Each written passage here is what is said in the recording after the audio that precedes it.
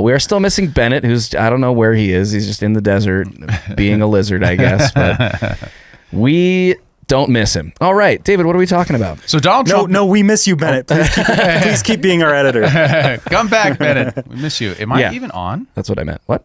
I don't have a camera lens or a camera. Thanks, Joe. Thanks, Joe. He's like, you just key it in yourself. Didn't even look at my camera. I look up and it's pointed at the ceiling with the lens cap on. It's not on there at all.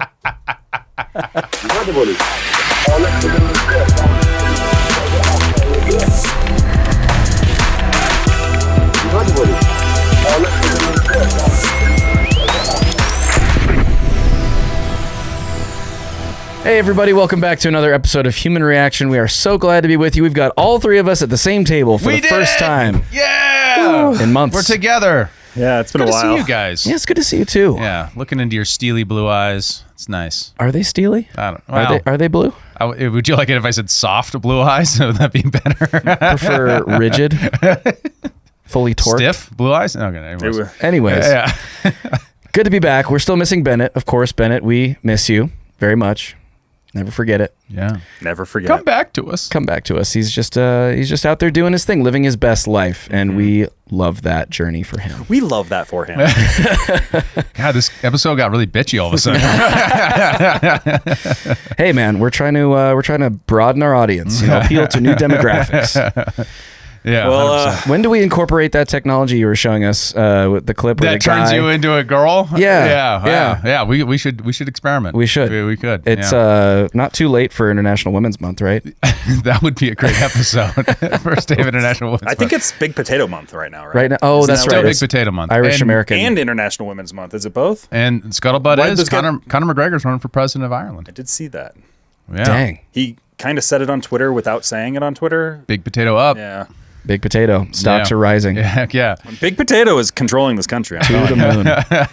Yeah, you think you know who killed JFK. Well, it was Big Potato. We're going to tell you right now. He is Big Potato. We're going to spoil... that was a blow against Big Potato. Can't get much more potato than Kennedy, can you? Exactly. He's a potato trader. Irish Catholic. What are we talking about today, guys? That's a great question. So Donald Trump is ending the Department of Education. And we have even more JFK assassination documents to analyze and cover. So the kids better learn to read while they can, because we're getting into old-timey spy stuff. I love it. Yeah. I love it. Let's go. Yeah, and to kick this off, we have, well, before we kick it off, make sure to like and subscribe and do all the YouTube things, the Spotify things, whatever you're listening to us, leave a review, do the stuff. Choose your favorite thing and just do that one thing. Do that thing. Yeah. Do one thing. Yeah. Help us spread this podcast. We need the support. We're a growing podcast, but we need you to help us promote it. It's really viewer-to-viewer promotion that makes the difference. So, That's right. And become a member, where we have a members-only show. And today we're going to be talking a bunch about, there was an interesting Ezra Klein talking about where the Democrats failed, and we're going to pick it apart. Yeah. It's going to be fun. Where do we start? Yeah. Well, their perspective on what much different is than ours. very interesting. And it's where it converges is interesting, where departs is interesting. So check it out. Yeah. This episode is brought to you by Revved Up Promo, the official apparel partner of Human Reaction. Revved Up is a premier full-service shop specializing in laser engraving, screen printing, and embroidery. Not only are they now making all of our apparel right down the road from us, they can do the same for your brand and ship it to you anywhere in the world.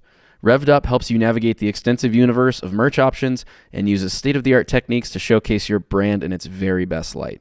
So if you want to support our show and our generous sponsor, you can now do so by buying our merch and by turning to Revved Up Promo for your own custom apparel needs. Reach them at revveduppromo.com. That's with 2 V's and 2 P's, or just check the show notes for a link. Yeah, All right. so getting into the Department of Education here, we have Elon posted a meme. He's the meme of the week for us this time, where Elon. it's Donald Trump over the grave, giving the peace sign of the Department of Education. You'll notice that it was misspelled. I don't know if that was purposeful or not. That could be a slight knock against American education. I'd say that. But and then we also have there was this that came out too, where Louis Nana. We have Louisiana. Louis Nana. We have what looks to be a projection of a light, a seal, an emblem on a curtain here, and it's spelled Supreme Court of the state of Louisiana. So this 5 million viewed tweet was Speaker Mike Johnson from the great state of Louisiana. Louisiana wants to get rid of the Department of Education. Now the irony here is this is a criticism of how dumb they are, but at the same time, and this was what Marvin Roberts is like, you realize the Department of Education is operating now. So if we can't read now, it obviously means something has failed. Maybe a correlation or there. Can't spell anyways. Yes. So let's get into just a quick bit, for the moment in history here. We'll take a quick look at Trump's speech on getting rid of the Department of Education, and then we'll kind of talk about our projections and our thoughts about it here. Today we take a very historic action that was 45 years in the making. In a few moments, I will sign an executive order to begin eliminating the Federal Department of Education once and for all.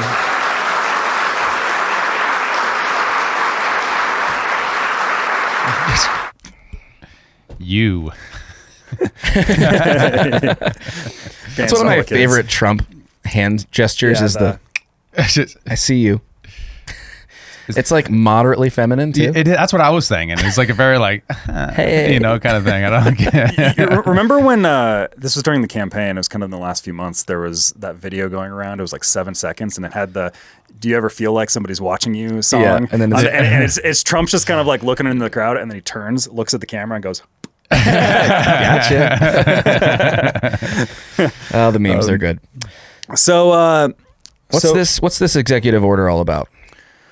So basically, the executive order, it is giving the authority to McMahon, which is the wife of Vince McMahon, who is the... I believe it's pronounced McMahon. McMahon. Yeah. It's spelt Mahan. Yeah, it is. But also potato, by the way. Actually, probably a little more... super potato. Haggis, I guess. Big haggis. Big haggis. I don't know you can say that. That's fair. She's not I a can haggis. say it. Big haggis. No, right. I was thinking back to a conversation that happened a year ago about that being anti-Semitic. Oh, haggis? Hag. No. Haggis, it's different. Yeah, I know, but it's similar, It's like, I don't know what the rules are anymore. There are no rules. It is a hate that mutates, so you don't know where you're at with it at any given time.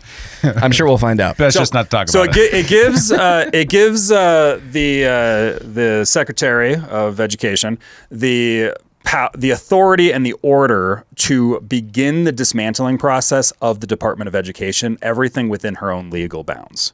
That and it specifically says in the order to begin and start focusing on everything DEI related, or like gender ideology and all of that stuff.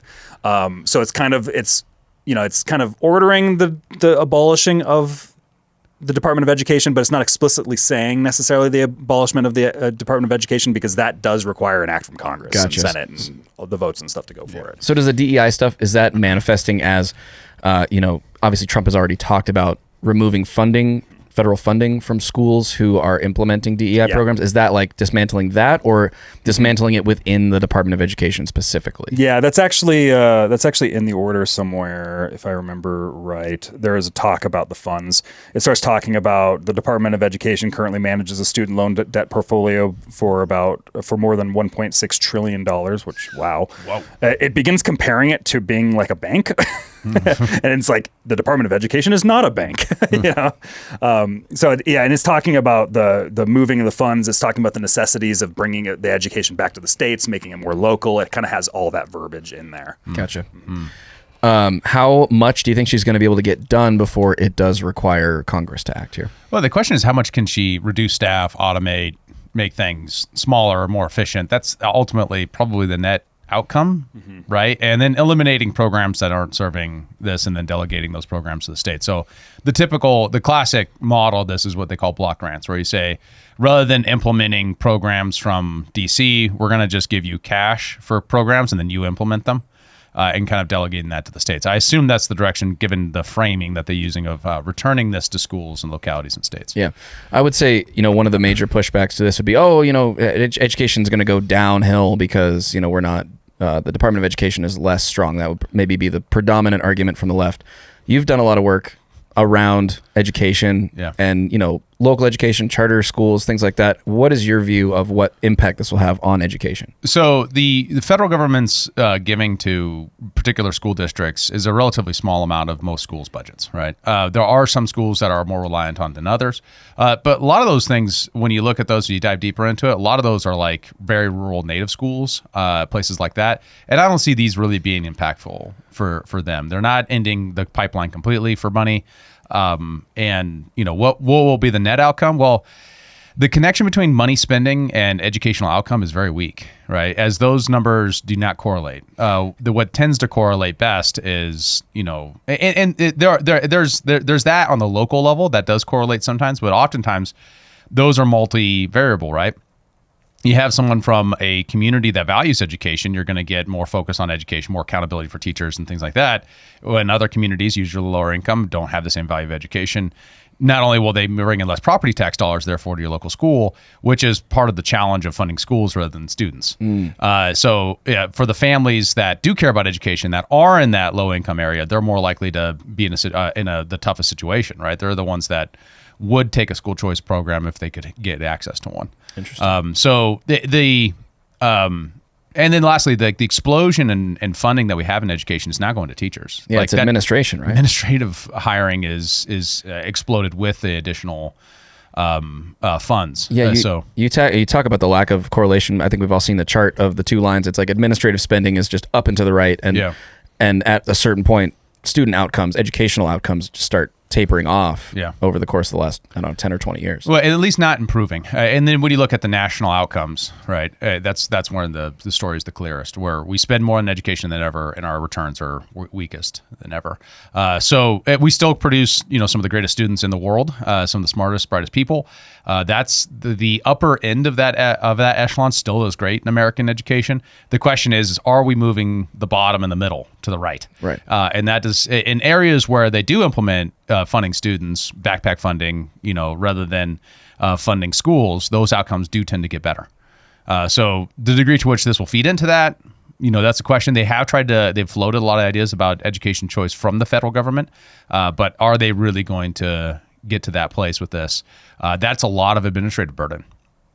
Right, so if they're trying to reduce administrative burden, that kind of runs counter to that, because you have to vet what are they spending money on, who are the students, all that kind of stuff. That takes FTEs, that takes time and employment time. What's FTEs? Full-time equivalent employment, right? Gotcha. So that means you're hiring someone to administrate that program, and then how many people do you need, depending on how many students you have enter the program. And I would guess that would also take an act of Congress, because that would be a pretty substantial departure from the Department of Education's traditional statutory authority. Do you expect Congress to act on this? No, they can't get through the Senate, right? There's not enough Republican votes in the Senate. Yeah. So I think, it's a good budget. It's a good photo op. It's a good message. It's something that does distract from a lot of the other things that the Trump administration's doing, right? That, like trade wars and things like that aren't the fall apart of peace in Gaza, it's a good message, but I'm not sure. It waits to be seen. The other part of that I think is interesting is the degree to which the Democrats don't see what he does; they just react to what he says. So he says, "We're ending the Department of Education." Like, you can't do that, right? They don't. They're just reacting to that, so it keeps them on their back foot, reacting to something he's not doing. Yeah. It's sort of a feint, if you will. Well, that being said, is the legislation has been introduced by Thomas Massey in Congress and Rand Paul in the Senate, which is for the abolishing, because this is the part that requires an act from Congress. Because one of the things, because I'm seeing two major critiques coming on this whole thing right now. One is the Democrats saying Trump hates the kids and we're trying to make our kids less educated or something. Like, we can ignore that. That doesn't even really matter. It's a huge part of making America great again is dumbing down the kids. Yeah. But then I'm seeing a lot of, and this is actually what I'm seeing. This is more so from Trump's enemies within the right, kind of. I'm seeing much more talk about procedural stuff, where it's like, well, Trump can't do this because it can't be an executive order because it was signed into Congress and all this stuff. But it's just clearly, one, you didn't read the executive order. I can see that already. You didn't read the executive order, and there is accompanying legislation that's coming through, which is what is required for the actual abolishing of the Department of Education. I have the tweet from Thomas Massey. He has a list of 32 co-sponsors on his effort to abolish the Department of Education. Thomas Massey puts this in every year, actually. This is just like the first time it's actually going to have traction because of the weight of Trump. And then Rand Paul saying, my father introduced legislation to eliminate the Department of Education in the early 1980s. Rep. Massey continued the same bill, one sentence, and I've introduced the Senate version. Thanks to President Trump for working to return education to the states, right? Yeah. So the question is, can they get this into a reconciliation or something like that with another bill as a writer? I don't know. It's the feds have a very weak germane law rule. So like, meaning you can put things together that don't make any sense. Yeah. Some states have those kind of weak rules, and they can just throw something into a budget bill that changes the Department of Education. But will they be able to get that through the Senate? Will Senate Democrats, stop it? I think it's a low likelihood that the legislation actually happens. Is my guesstimate. Yeah. Well, thanks for that downer, David. Well, I just although that being said, we're realistic. probably going to be seeing pretty big scale backs from what is within the executive authority, right? Yeah. And if it doesn't get through this go around, doesn't mean it's not going to go through in future years. Like, this might be something that gains a lot of momentum, right? That's a fair point. I mean, if they're able to scale it back to the point where it's minimally effective and minimally costly at the federal level, states are able to take education back over, at least the lion's share of it, and we don't see education outcomes drop substantially or perhaps maybe even improve, then maybe it shifts the Overton window for a subsequent administration to actually say, see, we have results here. This isn't the time bomb we thought it would be. So we can proceed. I would suspect a lot of the game theory that is actually being had right now is, like in the executive order, it said it's clearly it's targeting very specific things that it's deeming illegal at this point, which is like discrimination via the law through these DEI programs and gender ideology and all this stuff. And that it explicitly says that. It says that the Secretary of Education's duty right now is to eliminate all funding for any programs that are violating the law. And it specifically labels those out as the things that they're focusing on. Gotcha. So, there's going to be a lot of that to be had. And who knows, once you get Doge in there and once you get who knows where that starts to go. Yeah. And that might be a thing that proves to the American people of the federal programs here are kind of problematic. Yeah. And actually, I have a clip here from Ronald Reagan, who wanted to abolish the Department of Education. And bearing in mind, it was just the previous president that started it. It was Jimmy Carter that it came under. So you had Ronald Reagan talking about this on the campaign trail and during his presidency of him wanting to do it. So let me play that clip here. I propose, and would have already started, if your hypothesis is correct, a planned and orderly transfer back to the states and local communities of functions the federal government has usurped and which it has proven it is incapable of operating. And one of the first of those would be welfare. One of the second would be in the field of education. I would like to dissolve the $10 billion National Department of Education created by President Carter and turn schools back to the local school districts where we built the greatest public school system the world has ever seen.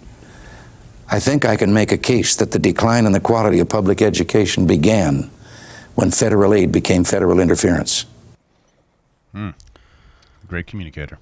Yeah. Quite true. Very eloquent. I'm very curious about what so especially what are going to be the aesthetics, right? So when the Democrats vote against this, are people going to be like, well, it's the Democrats fighting for the good institutions, or is it going to be Democrats aren't in reality, this institution isn't helping anything? Is that the general impression of the public? Now, the public does tend to trust Democrats on education, right?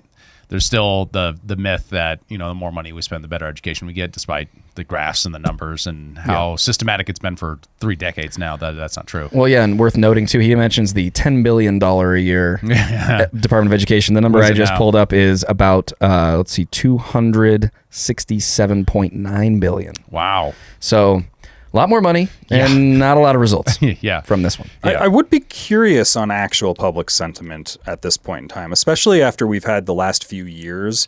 The American common view of education as a whole has drastically shifted since COVID. Yeah. Like just because they kind of saw how their kids were being taught during the COVID times, but then also how much the woke ideology stuff has really just become mainstream of like everybody kind of knows about it at this point. Yeah. I would be curious on what actual public sentiment is. And I was actually just punching that into Grok to see if there's anything I could pull here.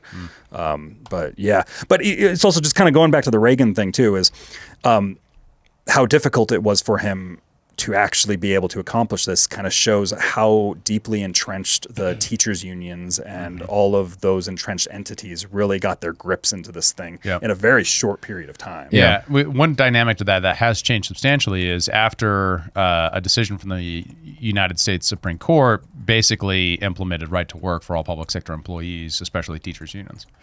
So I can't remember what the court name decision was, but it effectively implement that nationwide. So with their reduced power and ability to organize, there has been a drop in the unions from that because people were opting out. They're like, hey, you're not benefiting me, so I'm going to drop out of the union, or on ideological grounds for the most part. That there's a good question about whether or not now's the time because they're relatively weaker. Yeah, Kyle, I was able to pull up some polling data. Same. It looks like it's actually not widely supported across this variety of polls that I pulled up here. Looks like about 55 to 60% of those polled oppose abolishing the Department of Education, and roughly 30%, 25 to 30% support it. Yeah, I mean, and that's actually good. Why do you say that? Because I bet historically it's probably 80% are opposed. Fair. That was exactly what I was thinking too, is that it feels like that's probably shifted a lot. And in general, the idea of sending education back to the states to varying degrees is a very right-wing issue. So like, it's just there's going to be a spectrum of belief that exists there where the radicals are abolish the Department of Education, but the radicals are becoming more and more the general like Republican platform now. And actually, like, just this being a thing here, it's like Trump is kind of making it the Republican platform to abolish it. Right and to be now. clear, Bush also said he'd abolish the Department of Education. Then he signed on to No Child Left Behind. Right. So, like, it's a typical Republican football to hold out for Republican voters and then not do anything. But also, you have to have a substantial policy majority. You got to get 60 votes in the Senate to pass a bill to do that. Right. It looks like, from what I was able to find, there's very limited polling data as far back as the 90s, but it looks like it might have moved towards supporting abolishing the Department of Education by about 5 to 10 points over that time. So not a ton, but some, for sure. Cool. Let's get into the JFK files, the spicy bits in the JFK files. Oh, yeah. So who killed him, guys? Just lay it out for me. Who killed him? It was aliens. The magic bullet. It's the one I didn't have any money on. It was a lone shooter. No. Do you remember Dave Chappelle's Black President skits that he did back in the Bush era? Yeah. Those are the best. And he was like bringing them up. It was like, we cloned these two white women here. And then it's just like, they did kill JFK with a magic bullet. Yes, magic is real. And he just goes into space wizards. It is funny that the magic bullet was the dominant theory, and everybody's just like, yeah, that makes sense. Sure. Well, I mean, it's funny. When you look at public opinion polling, the amount of the American public is very skeptical of the Warren Commission examples. It's always been relatively low. It's been low since the 1970s. It's actually gotten stronger over time as people just kind of lost the plot. As time goes by, right? People just be like, "Oh, I don't remember what happened with Kennedy." Well, it's so old. Yeah. Who should care? Why should we care? Exactly. That's a good point. And some very influential people are raising that point. Let's hear what Ben Shapiro had to say about that. Sort of conspiracy theorizing that's become incredibly popular on the right these days. It was popular on the left, and now it's become increasingly popular on the right. The kind of let's just ask questions. We'll ask who really killed JFK. Wink, wink. Nod, nod. And then you're like, well, do you have any evidence of the thing that you are presupposing? Well, no, I'm not making any accusations. I just know I don't believe the story that I'm being told. I know not to trust the authorities. You're like, well, that's fine, but do you have like any evidence? Like evidence, not just supposition. I said, well, you're part of it, aren't you? You're part of it. The reason that you're so defensive about all this is, I don't care who killed JFK. I mean, I do, because it's really interesting, but I noticed that the calendar says 2025, and he was killed in 1963. And so my opinion about who killed JFK has about as much relevance as who killed William McKinley, or James Garfield, which is to say, not an enormous amount.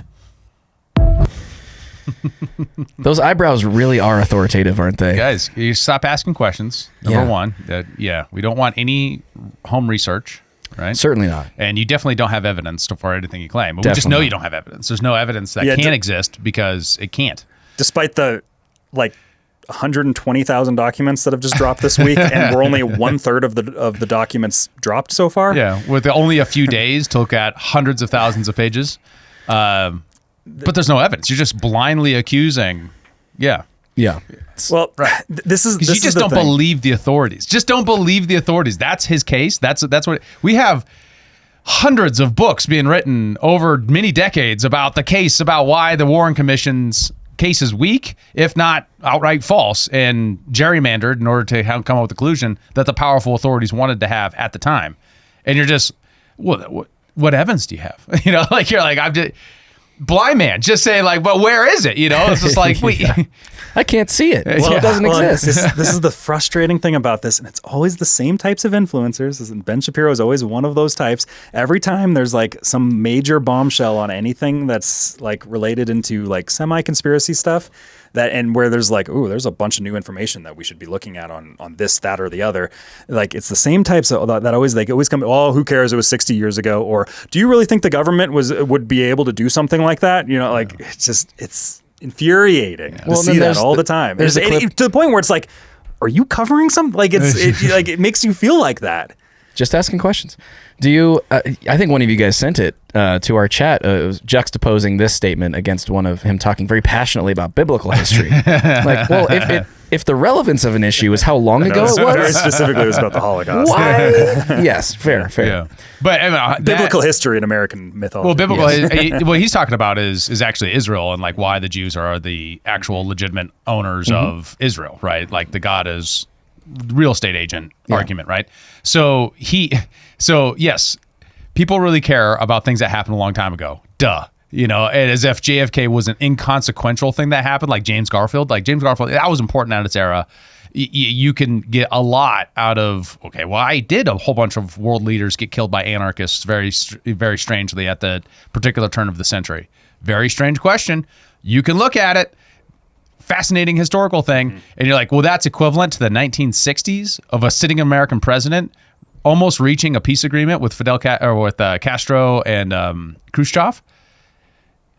That happened, and then all of a sudden, that was looking like it was going to happen. The American University speech happens. All these things start to go ahead in a particular direction, and then he dies. And then you're like, well, that's not important. That was a long time ago. Well, it's also part of the reason why it's important is because actually one of the most interesting things about this is the newly unredacted things here are giving us more of a window into how CIA operations actually worked. Whether or not there was involvement that came in from the CIA or cliques within the CIA or whatever, is we are getting, we'll get into one of the things at the end of the episode, which we found a very hilarious nugget about birds. Yeah. They are real, sort of. They are real, but they are spies. We will get into that at the end. Spoiler alert. Spoiler.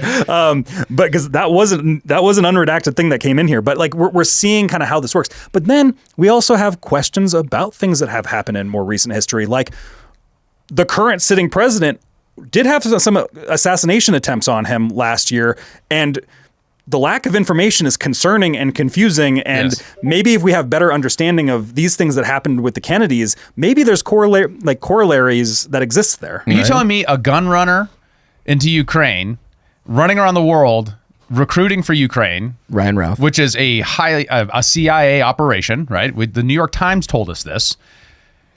Has nothing to do with the Central Intelligence Agency? Yeah, getting visas for people in the Middle East, terrorists, militant individuals in the Middle East, and sending them to Ukraine. Yeah. Nothing to do with the And then he just comes to the United States, no problem. Someone else also... Who cares? He did that 5 years ago. Yeah, it's 5 whole years ago. So, and that patterns, right? Actually, it was 2 years ago. Oswald goes to the USSR after serving in the U.S. Army in Japan, doing signals intelligence in Japan, spying on the USSR. We have the documents to suggest that they're public now. We have the documents. I got the documents. We have the documents. Suggesting that he was offering these secrets to the USSR, comes back into the United States, and we don't do anything about it. Very strange. And then the same pattern continues. Then he shoots the president. Weird. Weird. You know? I'll actually add to that too, because the Oswald stuff in Moscow is kind of, was it Moscow or was he in a different city?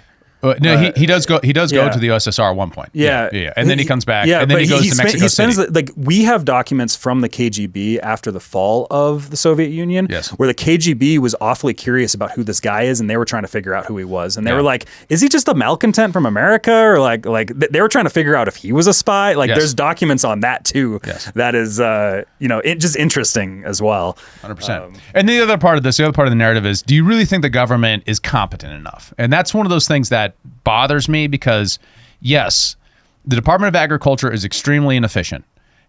When you go there, it's just rows of desks of people doing something, I don't know, writing checks, doing insurance evaluations, something like that, right? We now know they aren't actually writing checks. It's just a computer that's just sending money wherever. Yeah, right. Without any tag Yeah. on what it accomplishes.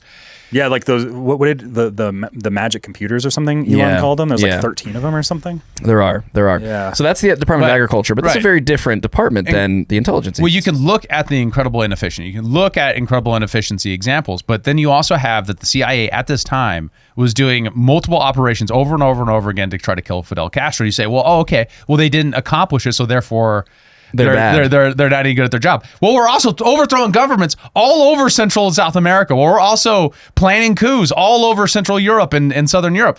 Come on, like there's many successful operations too. So you can't just go on this like, well, it's impossible because the government's inefficient and incompetent. Well, actually, no, they're quite competent when it comes to assassinating people and overthrowing governments. Yeah. Well, and it's also it's like we had talked about I brought the Underhill memo forward on last episode, where he was the guy that shot himself in the back of the head curiously 6 months after. It's pretty easy to do. Yeah. He has with all your this- left hand. Yeah. When you're right-handed. Yeah. Yeah. It's hard to shoot in But- front of you with a left hand, much less. Yeah. But his claims that he was putting forward is that there's a very specific clique within the CIA that got Kennedy. That's what he was claiming before he ended his own life, we'll say. But that his thesis there has always been kind of it's much more about like the clique that exists. Is like there's probably like a lot of these conspiracy theories. It's always like the mob did it, the CIA did it, Mossad did it, or whatever. And my hunch tells me that there's probably like a transnational clique that exists, that there's probably truth in all of those aspects. It's probably not very specifically like, yes, the head of the CIA made the order. Like that's not what it's going to be. Or the head of Mossad made that's not what's going to be. Like it's going to be that there's cliques that exist and they transcend national boundaries and they work with organized crime and things like that. Like it's probably more so something to that effect. Sure. So like even just do you really think the government is competent enough? It's like, you're not looking through the right lens with that. Right. That's not what it is. It's not like it's not even just the CIA did it. Like that's not correct. Well, it's your mental model of government that you're applying to a specific circumstance. And that's a very dangerous thing to do, right? Because you're taking the overall picture and you're applying to a particular picture. That level of resolution change is government competent.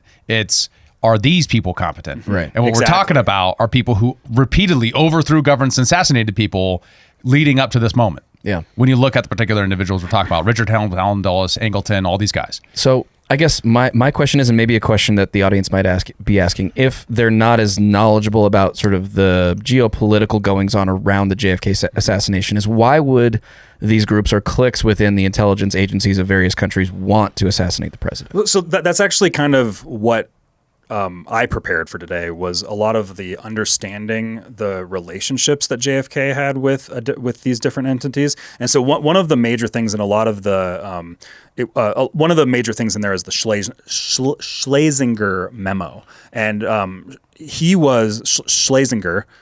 I hope I'm saying that. How do you pronounce it? Schlesinger? Schlesinger? I've never known how to pronounce his name. Say it one The more hardest time. thing about Say it one more podcasts is definitely names. Say it one more time. Say it one more time. Schlesinger? Okay, cool. I like it. So he was JFK's special aide, and he wrote a memo in June 10th, 1961, that was a 12-page report titled CIA Reorganization. And this was something that was made majorly unredacted in the drop. And for the context of this, it was written in the wake of the Bay of Pigs fiasco that had occurred. And it kind of covers JFK's frustrations with the CIA. You know, like RFK would always talk about how his uncle would say, we're going to smash the CIA into a million pieces, all this stuff. Yeah. And this kind of lays out the frustrations that he had. So part of the unredacted stuff here is the CIA overestimated the success chance. And this is unredacted, where it actually gives a number. They were stating that 80% of Cuban militia would defect in the Bay of Pigs. Like they were just outright saying that to JFK, and JFK felt like he was lied to in the aftermath because of it. Kennedy then proposed a plan where he would split the CIA into two different groups. One was intelligence gathering and one was covert ops, and appoint a civilian overseer to undercut the CIA director. So it's just basically like the CIA director has way too much power, and he has these two core roles of the CIA all together, and like those need to be split apart. And one part of that, to understand the history, is that the CIA was originally founded as an intelligence gathering organization, but then with a singular memo, they create the covert ops, where that singular memo, and I can't remember exactly what the citation is, but you can find it.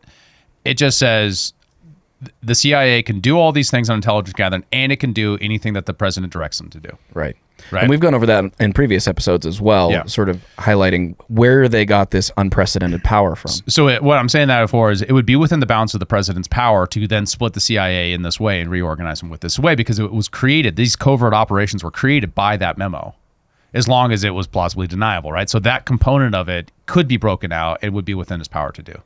Gotcha. So they must have sensed a real threat. The intelligence agencies sensed a real threat from the possibility that JFK might do this. 100%. Especially, just keep in mind, Allen Dulles was OSS, started the CIA. His brother is the Secretary of State. So when you fly into D.C. and you go to Dulles Airport, that's named after his brother, John Foster Dulles. Yeah. And so when he's serving multiple presidents over this time period, and this is the example of the deep state. That's the phenomenon we're talking about, of permanent bureaucracy that, regardless of who's president, wields actual power, because you walk into the situation, they have all the institutional and relationships powers to basically direct you as the actual democratically elected person. That take you under their wing, say, hey kid, you're new here, let me show you the ropes. Yeah. Right. And this happens relatively early in the president's, relation. He gets elected, and then Bay of Pigs happens not long after, and then he's firing Allen Dulles and trying to reorganize the CIA. Yeah, and he specifically named in this memo from Schlesinger, he named Allen Dulles, where it is that he had way too much autonomy, and that he's stubborn resistance is what they called him. Yeah. Other interesting language in here was the CIA has grown into a state within a state, unanswerable to itself more than the elected government. Loyalty to its own ends over national interest. Yes. Yes. There are other details in the memo that I found kind of interesting, where it was talking about the CIA having a very bloated presence overseas. It was talking about large numbers of agents in places like Paris and Rome, and they were sidelining State Department diplomats. It was a concern that the CIA was monopolizing all of its contacts, hoarding them for itself and bypassing all official channels, and like hoarding the contacts away from the State Department. Yeah. So imagine you're a diplomat in these areas, and rather than having the direct relationships that you want to direct American foreign policy, instead the CIA is doing that. No, it was something like it was something like the minimum that they had, and it even seemed like JFK was questioning how many agents they had in Paris, but it was like they had 74 agents basically controlling diplomatic relations in France, for instance. It's like stuff like that. Yeah. And it's like that is the State Department's role, is diplomatic relationships. Yeah. But the CIA was just controlling it all. Yeah. And that started as the OSS, right, under Allen Dulles during World War II, right? Like he sort of established this autonomy. He wanted this autonomy. He wanted to be in Europe to be able to, create his own sphere of influence and control communications and news that made it back to Washington. And that's what I think. He didn't run the OSS, to be clear. He was just an OSS officer. Yeah. But yeah, he was OSS officer. First, he was a corporate lawyer. World War II happens. He joins the OSS, and then the stuff, especially if you read Devil's Chessboard, the things that he did in Europe are quite sketchy as a corporate lawyer, and then later as OSS. Like withholding information from the State Department and the president on what's going on in Europe. And assisting American bankers in financing the Third Reich. Yeah. Right, and then really good being guy, very just close, good guy, and being very close to ex-Nazis and helping cover them, and and that's Operation Paperclip. We know there's a difference, Operation Northwoods and Operation Paperclip. We did that wrong last podcast. Did I say Paperclip last time? And then I was like, I know that's wrong, but then I just Paperclip is the Nazi one. Yeah. Sorry, Project I meant Paperclip. Northwoods. Yeah. And if I said that last time. And the focus of that's usually on Nazi scientists, but it was also lots of other Nazi businessmen, bankers, all that kind of stuff to keep them from getting caught up in Nuremberg trials. A lot of these ex-OSS officers that were of the Dallas sort, they wound up, covering for them and helping them diplomatically. So very sketchy guy. There was one final tidbit that I found interesting in the Schlesinger Memo. I'll get that. I don't know if I'm saying it right. It works for me. Schlesinger. It mentions, it specifically calls out a training camp in Virginia where reckless improvisation is the norm. Interesting. And it doesn't name what the camp is, but people speculate that that's Camp Peary, which is known as the Farm, which is kind of a known entity within, for anybody that's CIA facility. Yeah. And it's kind of like an odd little tidbit to be in there, but it does show that the JFK inner circle had this concern about, let's say, the cowboy culture that was going on with this reckless abandon that they seem to be operating with. Do we have any examples of this reckless improvisation that he references? What is he referring to? Not specifically, but I think you can kind of have they're kind of going off on their own. It symbolizes kind of this roguish nature that exists within them, where it's they're very, and the executive JFK is very concerned about how little control they have over this entity, right? And this is interesting because this seems to still be a problem today, very much a problem today, as we see with the Hunter Biden laptop and all these intelligence officials signing the letter saying it's Russian disinformation. Obviously, nothing has changed. So the relevance here is this was a problem then. It's still very much a problem now, probably even much worse because they've had, 60 years to continue operating in relative autonomy and secret, and oftentimes not under the control of or even in the interests of the president or the United States. Well, and that's the thing is, if you look back at the Underhill memo that I covered last podcast, the guy who shot himself in the head with his non-dominant hand, apparently, 6 months after the assassination, is when he fled the day after and he went to his friends. He was talking about how there was a very specific clique who was very well connected with organized crime, narcotics running, all this stuff, gun running. Yeah. So you're like this is what we're talking about here. These are the cowboy elements of the CIA is what that's kind of the picture to be painted there, right? Yeah. So a typical explanation is the OSS got to do what it wanted to do with very little oversight because you're fighting World War II, right? Sure. So afterwards they say, okay, we need to keep this going so that we can keep communism from spreading all over the world. Eisenhower signs the memo. The memo then becomes basically the basis of the CIA's covert operations. And then these people blow that up into an international, control everything, try to control every single democracy on the planet sort of operation. So once you're doing that was never official U.S. government policy, but becomes the national security policy, endorsed by the president, but also kind of run without the president's real knowledge and how it's actually being executed, because it itself is based upon the idea of need to know and plausible deniability. As long as it's plausible deniable, the CIA can do it if it's directed by the president. That's how it's worded.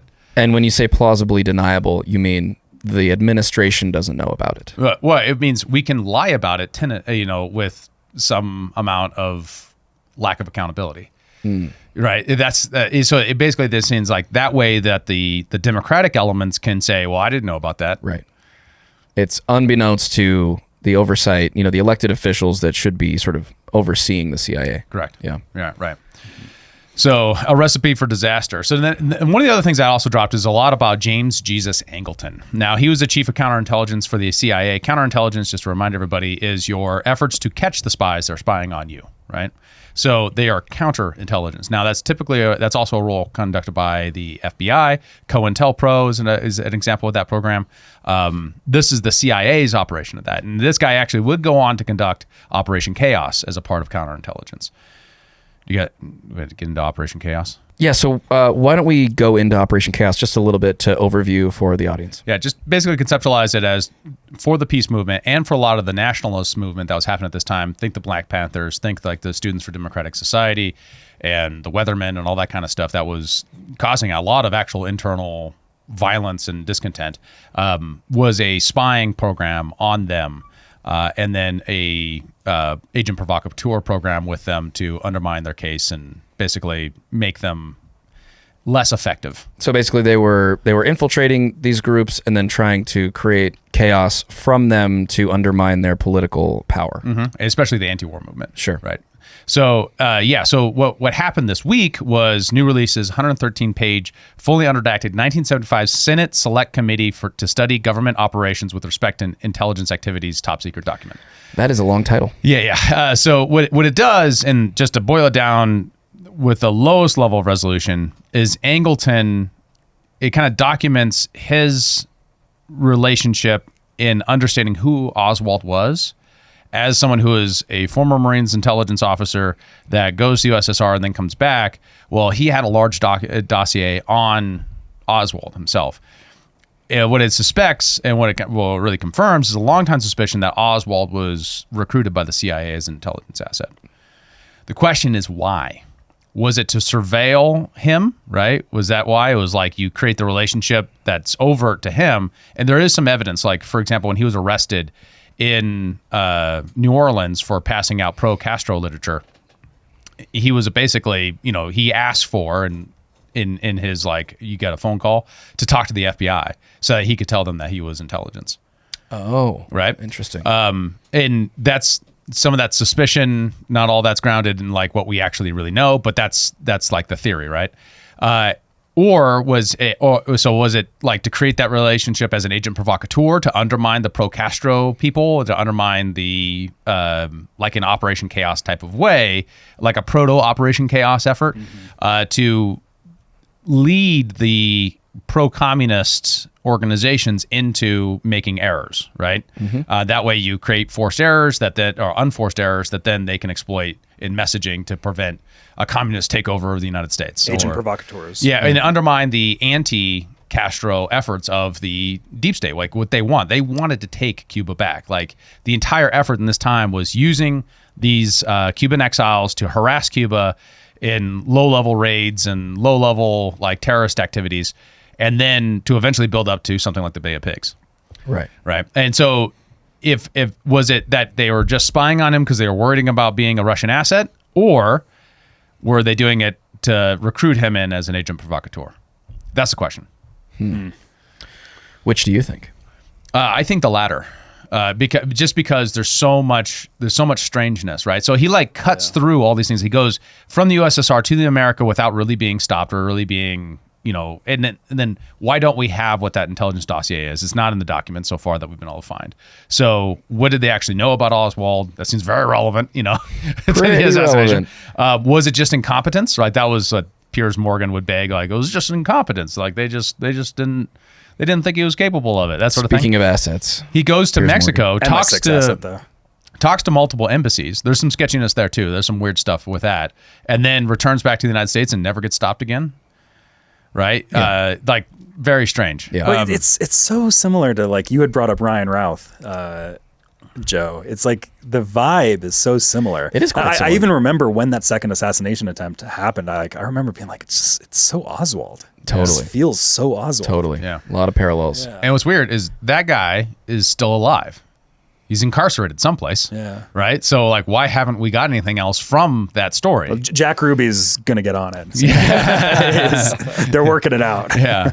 So and the other thing of this that was reported in the Devil's Chessboard and in the Secret History of the CIA from 2001 was Angelton's deathbed confession, which is interesting. And this wasn't part of the documents, but I think it's really relevant when you see Angelton come up in these documents, is at the very end of his life, and I want to read it because I think it's very insightful. Fundamentally, the founding fathers of U.S. intelligence were liars. The better you lied and the more you betrayed, the more likely you were to be promoted. These people attracted and promoted each other. Outside of their duplicity, the only thing that they had in common was a desire for absolute power. I did things that, in looking back on my life, I regret. But I was part of it and loved being in it. Alan Dulles, Richard Helms, Camille Offey, and Frank Wisner, each of those are major players, were the grandmasters. If you were in a room with them, you were in a room full of people that you had to believe would deservedly end up in hell. I guess I will see them there soon. I had not been serving God after all when I followed Alan Dulles. I had been on a satanic quest. Wow. Yeah. Jeez. That's pretty heavy. It also, it goes into the cliquey nature of it, too. Is that you have this cliquey nature of these people. A small group of very powerful people who are interconnected globally through international corporations and the mafia to major players in power. That sounds like a conspiracy theory. That can't be true. Yeah. But that's how the CIA is designed. Yeah. Like that's what they exist to do, right? So people don't want to look at that because it's gross, and you get this sense of like people in a black room with like giant pyramid heads or something like that. But no, it's actually just guys without a monocle, but smoking cigars and drinking whiskey and talking about how they're going to overthrow the government of Italy. I mean, let's be fair. There could have been some monocles present, but to This the would point, be a late monocle period. I don't think this was. It was in fashion then. They had horn rim glasses at this point. just for the vibe, though. Just for the vibe. There's like, you know what? I'm just going to break out my grandpa's monocle. But they're probably wearing suits though. That's true. Yeah. Speaking of conspiracy theory, wasn't that term coined around this time of the JFK assassination? Yeah. So what was it? There was a intelligence document that actually advocates for the use of conspiracy theory as a moniker for the people who are questioning the JFK assassination. Like that was As a when way to the term was subvert it. coined. Yeah. As a It way was to make them- specifically around the JFK assassination is when it became into use. To make them seem quackish for ever considering that there was another theory. Yeah, well, and also if you think about it at the time, like there was a lot of big JFK investigators that were looking into it, and they were getting all these big interviews at the time in the late 60s. Like I had mentioned also going back to the Underhill report of the DA in New Orleans was kind of becoming well known, and he was talking about this at the time. So like it was kind of the popular thing to do in media was to bring these people on because people were curious. So you have to undermine that. Oh, right? for sure. Like that's a really important psyop to do. Absolutely. First of many. Maybe not the first, but one of many. Interesting. So where does it go from here? So one of the interesting parts that is a major dialogue that happened this week, thank you Candace Owens and others, is the way that these a lot of the things that were censored that we already had access to were censored specifically because they had connections to Israel and Israeli intelligence. And listen, for the Angelton part is there's a substantial amount of the documents are related to, is in this 113-page document to the long name committee, was about the shift in Israeli-American intelligence cooperation, where Israeli-American intelligence cooperation was relatively combative, and partially because of Angelton and others began to become more collaborative at the same time as the overt State Department policy was still quite hostile, specifically related around nuclear weapons and nuclear power for Israel. Interesting. So explain that a little bit. What was the contention there? Well, so in part with the unredacted side. So for a long time in what files we did have, there was always like these lines where it's just like, okay, a few words are blocked out and it's like blah, blah, blah, blah, blah. And it's like, and then people would kind of guess. They're like, they're probably talking about some intelligence agency or something. Maybe it's Israeli intelligence. It's unredacted. It says Israeli intelligence in it, right? And there's also interesting lines here where we're talking about one line that stuck out to me was new backers have emerged. Jews with plenty of money, intent on taking care of Kennedy. But those are in documents with not much context. It's talking about in memos where it's talking about Cuban exiles and Southern segregationists and stuff like that. So, but it's in one of these areas where it's like we're missing pages still, and maybe these get figured out as because we only have 1/3 of the document so far. Not everything's been digitized yet, but it suggests that there were like Jewish elites that were funding various groups that the CIA was tracking at the time. Like a lot of the things with Israeli intelligence and Jewish funding, it's not necessarily talking about the Kennedy assassination itself. It's talking about groups the CIA was tracking at the time, which then kind of goes into, I think people need to understand the relationship that Kennedy had with his policy in regards to Israel, because it's very different than our current policy towards Israel. Eisenhower and Kennedy both were kind of skeptical of we just have to have this one greatest ally in the Middle East. They were much more of a fan of like, let's be friends with everybody in the Middle East and let's have like strong alliances everywhere. Let's not like pick a favorite. Yeah. That was the Eisenhower JFK approach. So we'll get into the Ben Gurion. So Ben Gurion, former prime minister of Israel, him and JFK butt heads over the nuclear program in Israel a lot.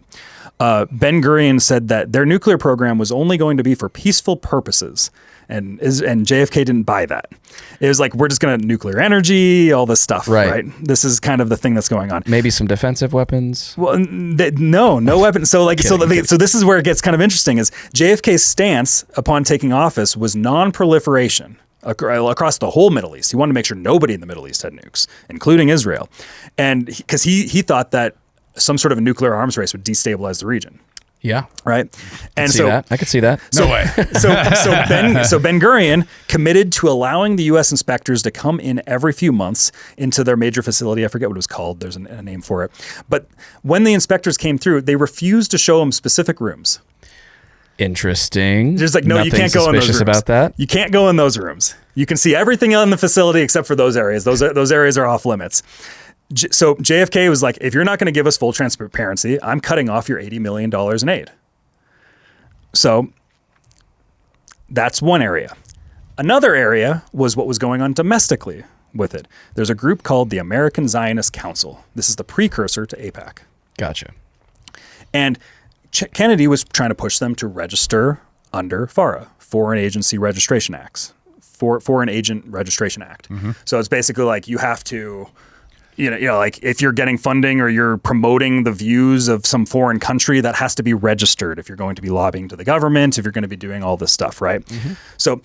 So the American Zionist Council was flushed with cash directly funneled from the Jewish Agency in Israel. That's actually the name of it. It's called the Jewish Agency. It's not like you're not describing that way. That's how they describe themselves. That is what it's called. And this agency is like they promote Jewish immigration, Jewish settlement in the region, Jewish outreach.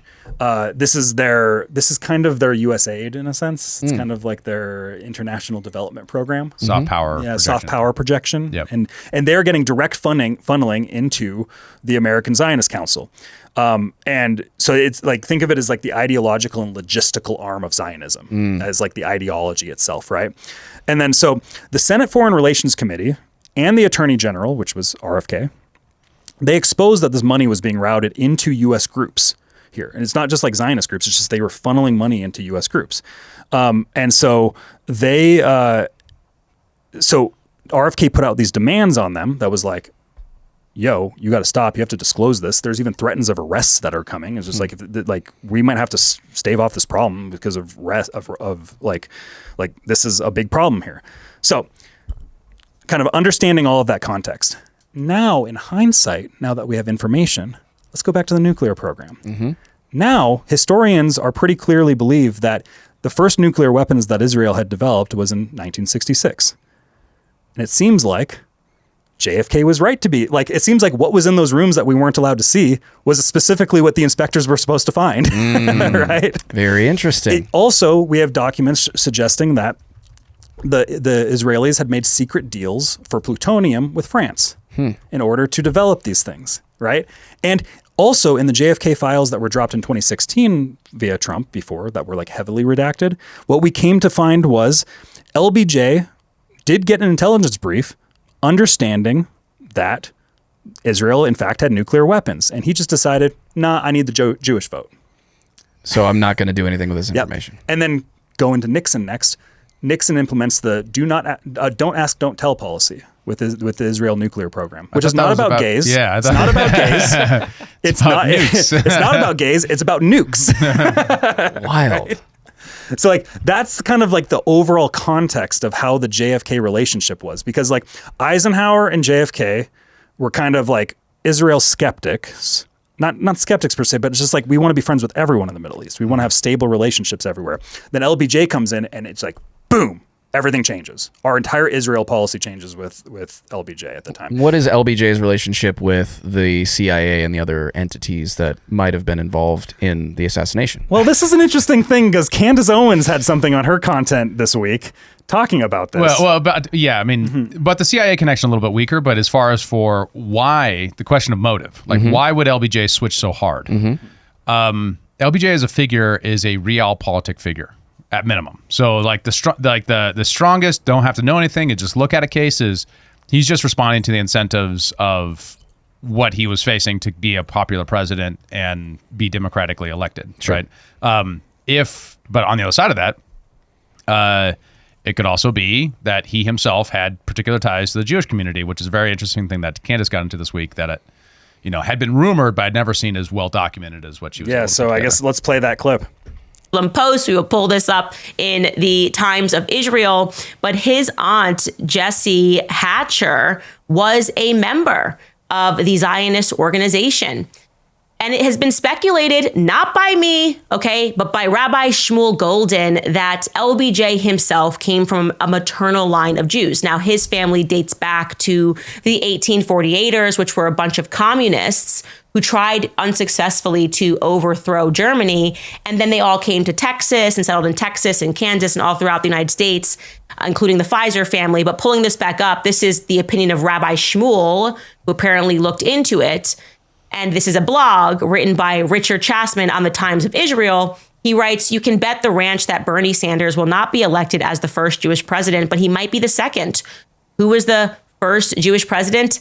LBJ, Lyndon Baines Johnson. I thank Rabbi Shmuel Golden for making me aware of this fascinating story. He's now quoting from an article by Morris Smith in the Five Towns Jewish Times. Lyndon Johnson's maternal ancestors, the Huffmans, apparently migrated to Frederick, Maryland from Germany sometime in the mid-18th century. Later, they moved to Bourbon, Kentucky, and eventually settled in Texas in the mid to late 19th century. The facts indicate that both of Lyndon Johnson's great-grandparents on the maternal side were Jewish. These were the grandparents of Lyndon's mother, Rebecca Baines. Their names were John S. Huffman and Mary Elizabeth Perrin. John Huffman's mother was Suzanne Ament, a common Jewish name. Perrin is also a common Jewish name. Huffman and Perrin had a daughter, Ruth Ament Huffman, who married Joseph Baines, and together they had a daughter, Rebecca Baines, Lyndon Johnson's mother. The line of Jewish mothers can be traced back 3 generations in Lyndon Johnson's family tree. There was little doubt that he was Jewish. Now, again, Stop it there. Yeah. And so that doesn't say that he's Jewish, therefore he's a Zionist, but it definitely that the policy after the death of JFK was a heavy switch toward Zionism, as you were pointing out, Kyle. So like we don't have him on record saying, yeah, I'm Jewish and that's why I'm Zionist. But we do have 2 facts that are sitting there. And what is the correlation between these 2 facts? Right? How do we understand them? Yeah.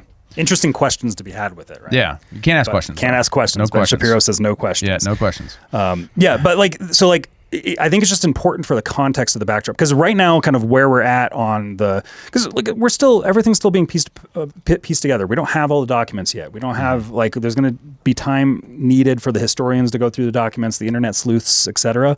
Right?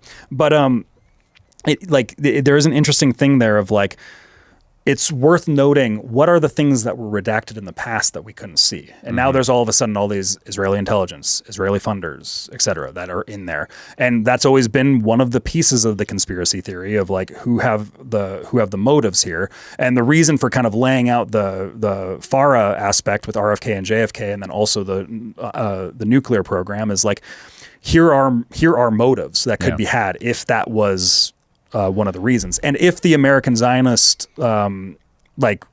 aspect of it really had all this power and they're continuing to kind of infiltrate ideologically, and they were getting Israeli funding, like that was a piece of it. The Senate Foreign Relations Committee found that. Those are important aspects for us to kind of have in the back of our minds for the knowledge. And because the policy switches after, right? So the Zionist Council rebrands into AIPAC, and they never have to register under FARA. Despite they're a 501c3 now. Right. And it's American Israeli PAC. Israeli is a name for a nation, members of a nation. That's not America, right? So that never happening. And then the switch on these things is what a lot of people pointed to as far as motive. a potential motive, right? But that's not enough to prove anything, Ben Shapiro. That's a means, motive, and material evidence. So did they have the means? Did they have a spy agency? Yes. Yeah. Did they have a motive? We're kind of detailing that now. What is the material evidence that they're involved? And to me, amongst the existing theories, alternative theories, you basically you got the Warren Report, which is the main theory. That's like the standard government explanation, that it was a lone communist working without any foreign powers backing, right? You have the Israeli question that has been in the media this week, and they wanted him out of the way for nukes, and so that they could get the foreign policy relationship between America and Israel right. And then you have a third one, which is that the CIA, intelligence deep state faction, working with Cuban exiles, did so with the motive to not end the Cold War early, to keep the Cold War going. I think the latter half, the third one, has the most amount of current compliant material evidence when you look at the totality. And the Zionist one has a strong means and motive, but the material evidence that ties it directly to the Kennedy assassination is relatively weak. Yeah. But that doesn't mean, like you were saying, that the same group of people that Angelton's talking about weren't also related to the switch in Israeli relationships, right? And influenced by Zionist ideology and stuff like that. And wanted to keep the Cold War going. So it's a very good possibility that number 2 and number 3 are correlated, right? Yeah. And that's a multiple motive reason to make the switch and who controls the presidency. Well, it's important to also realize what's going on in the Cold War aspect at the time, where it's only about a decade after kind of the switch of Israeli allegiance from the Soviets towards the West. Like in the beginnings, the original kind of ally of Israel was much more tied towards the Soviet Union than it was the West. There was some falling outs that were had. Stalin got very paranoid and started he forced Golda Meir to leave because she was the ambassador at the time to the Soviet Union, and there was a lot of undercutting that was happening and with kind of Western ideology when it came to the state of Israel. And so we're kind of in that time period where it's only a decade has gone by at this point from then. So that's always also important to have in the backdrop. Yeah. Well, I'm curious because we teased it further up in the show. Let's hold it. We got to hold it a little bit longer. You got to hold it? What the question is okay, well, have we done enough on this? What are the questions of those connections, right? So are we, I just want to know, what is the best case for Israeli, actions being tied here? Or are we just sitting at, Kyle, we have some indication that there was a switch here, but not enough to tie it to the event? Because I don't want to leave our viewers confused, right? Is it just, we have a motive and that's it, and that's it, or is there more to it? Well, my specific thoughts of where everything's pointing to is that there's a transnational clique that has kind of both of those motives in mind. Mm-hmm. And the Israeli motive, I think, is a very strong one to be had with those types of people that would have been involved at that time. And it's was it an official policy of Mossad to take out JFK? I don't know. That's not necessarily there, but there seems to be a lot of animosity towards JFK at that time, where the CIA, Israeli funding, and organized crime. I think that there's a Venn diagram that exists there, and they all overlap with each other. Much more than people want to kind of separate them, and I'm saying there's overlap that exists there within it. Well, there's certainly correlated interest. Yeah, exactly. Where there may have been collaboration. There's something in it for everyone if JFK is taken out of the picture. Yeah, right. And the organized crime aspect is one piece too. Is that's where you have the Jack Ruby stuff. That's all of these things are still muddy and we're still sifting through everything. I don't think that there's any particular, we have some hard hitting, this is it. Remember, we only have 1/3 of the documents still so far. Mm-hmm. But even in all of those documents, I don't think we're going to ever have anything that's just yeah, we did it, guys. There's never going to be any of that comes out of it. A lot of this is requiring the pieces to be put together and coming up with the best theory. But then the most important aspect of it to me is people are kind of seeing how the sausage is made with intelligence as a whole, in the global intelligence community and how these things work. Yeah. And some of the other things that have come out is the degree to which turf wars were a big part of this, like the FBI getting pissed off at the CIA and vice versa about domain. And this totally makes sense, right? Going all the way up to 9/11, they're still fighting over turf wars and not telling each other what's going on. And then we created the Homeland Security Department and all that kind of stuff to try to centralize all that. And we create the DNI. We do all these things to try to get these rival intelligence factions to actually work together for the interest of the American people. And they're still not. Yeah. Well, and it's also other important context. There's things like the USS Liberty at the time too.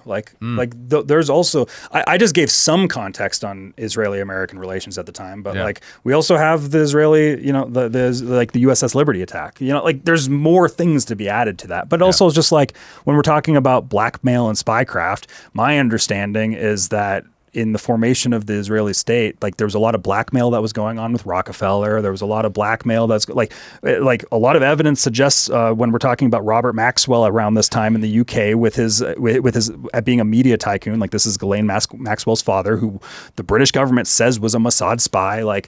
You put all those pieces together, and there's a lot of evidence that suggests the types of things that were happening at the time, right? And this is the interesting part of the motive question is, if Alan Dulles was blackmailed by the Israelis because he was working during his time at the OSS and afterwards as the head of the CIA, working with a Project Paperclip-like way to hide American investment in the Third Reich, if they use that as blackmail, then you have a good reason beyond all the other reasons, like Alan Dulles' personal reasons to hate JFK for firing him after the Bay of Pigs, Alan Dulles' reasons for disliking him because of the rapprochement that he was approaching with Castro and Khrushchev after the Cuban Missile Crisis. If all of those things all line up, that's that Venn diagram coming together with, additionally, he's being instructed by people who have blackmail evidence that connect him to funding the Nazis. Then you have all of the reasons to go to the most radical extreme, which is we are going to assassinate the president using a plausible, deniable, faction that we've been training already that already hates him as well, the Cuban exiles. Well, and also just to put in, because I had introduced what was going on in Britain at the time with Robert Maxwell, who was major owner of media conglomerates, pushing narratives in the UK, and a lot of the media narrative going on there was for British support in the creation of Israel in 1948 in the war and the support behind it, right? And then you have the British saying that he was a Mossad agent, right? Like that type of stuff was also happening around these times, right? That's important kind of context to have of what Israeli spycraft looked like at the time, right?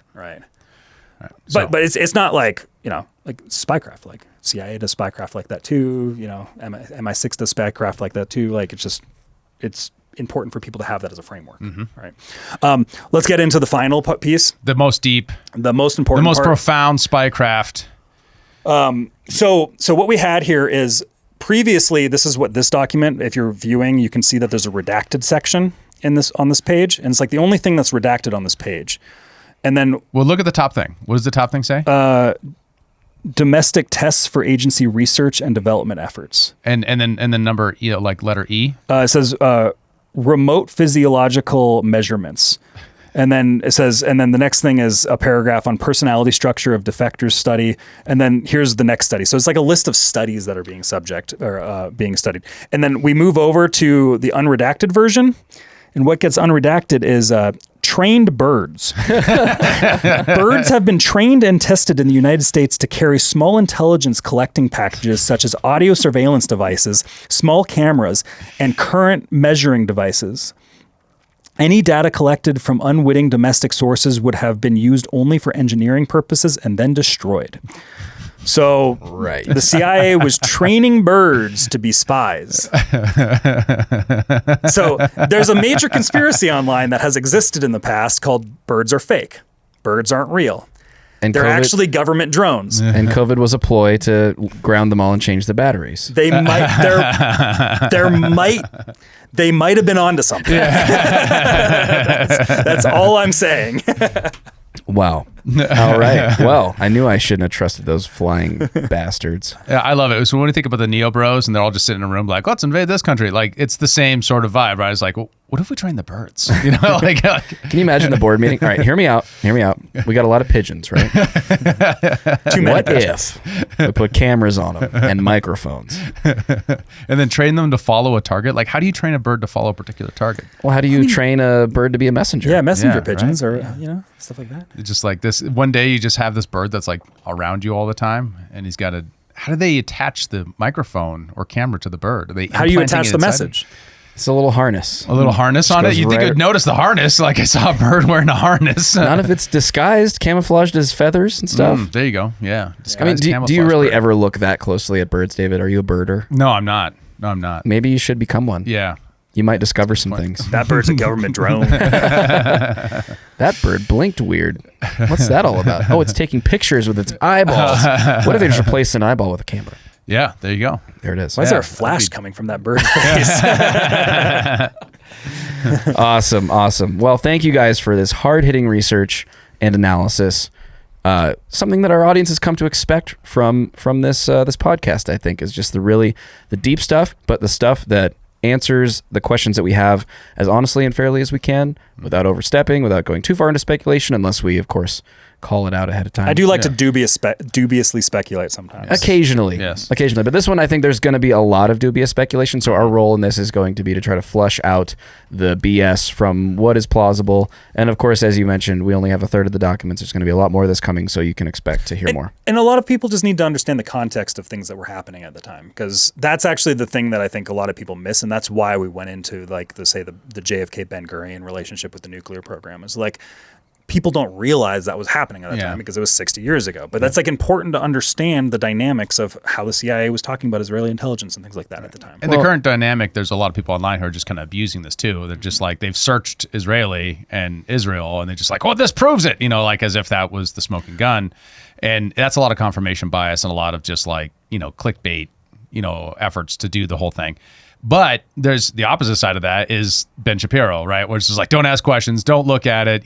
This is an important question, and that's also ridiculous and false. And we need to navigate between those two. And I wonder why Daily Wire is flush these going out. under right now. That's weird. Yes, I think, was it Clint Russell that made the observation that it's very interesting that Daily Wire is going through some trouble right now, right after the USAID funding has been upset. It's curious. It's very curious. It's very curious. Very curious. Some people are Dubious asking speculation. questions. Some people are asking. I would never ask questions. yeah, we don't ask questions on this show. No, certainly not. I would never ask those questions. Well, we would like for you to tell us what you think. Which theory is the most plausible? Leave us a comment below. You can also leave us a comment on Spotify as well. So let us know your thoughts. And definitely tune into the Skiff. We've got a very fascinating conversation coming up right after this for members. If you're not a member, become one. You can go to humanreactionpod.com to find out how. And if you're watching on YouTube, there's a join button. You can just click that and select whichever plan works the best for you. We'd appreciate you for supporting the show, and we appreciate you for watching. For David Rand, for Kyle Mack, for Bennett, wherever the hell in the world he is, I'm Joe Sheehan. We'll see you in the next one. Thanks for tuning in to Human Reaction. Please be sure to like, follow, subscribe, and give us a review on your podcast platform of choice. And if you want to become a member and support the show financially, check out humanreactionpod.com. And remember... Oh my God. That would have been so funny. David drove all the way here just to not be in the show. What do you think of that angle, David? Is that good? Perfect. Thank you. I'm just going to creep at the bottom here like a little...